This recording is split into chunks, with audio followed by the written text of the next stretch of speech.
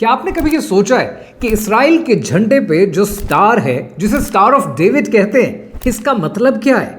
ये एक 6 pointed hexagram है जो दो ओपोजिंग ट्रायंगल से मिलकर बनता है। ये पूरी दुनिया में ज्यूज और जूडाइज्म को रिप्रेजेंट करता है। इसे शील्ड ऑफ डेविड भी कहते हैं और हेब्रियू में इसे मागन डेविड कहते हैं और ये सिनेगॉग के आर्किटेक्चर के लिए भी इस्तेमाल होता है। लेकिन इंटरेस्टिंग बात यह है कि इसका जिक्र आपको हेब्रियू स्क्रिप्चर्स में नहीं मिलता, ओल्ड टेस्टामेंट में नहीं मिलता, यहां तक कि तनाख में भी इसका जिक्र नहीं मिलता। तो इसके पीछे की कहानी है क्या?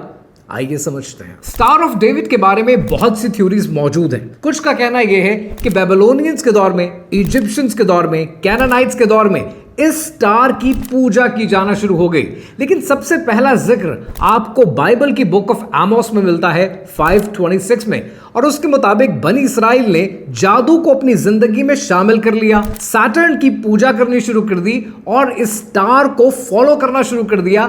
जादू और कबाला घर घर में होना शुरू हो गया और जब भी किसी पे जादू किया जाने लगा तो उसका जायचा बनाने के लिए, उस पर जादू करने के लिए ये हेक्साग्राम बनाना शुरू हो गए। और आज आप हेक्स का मतलब सिर्फ गूगल में चेक कर लीजिए। हेक्स का मतलब है किसी पर जादू करना। जूडाइज्म में स्टार ऑफ डेविड की अडॉप्शन रीसेंट वाकया है। ये मेडिवल दौर में हुआ है 14वीं और 15वीं सदी में, और ये सिनेगॉग की कंस्ट्रक्शन में, उसके आर्किटेक्चर में इस्तेमाल होना शुरू हुआ।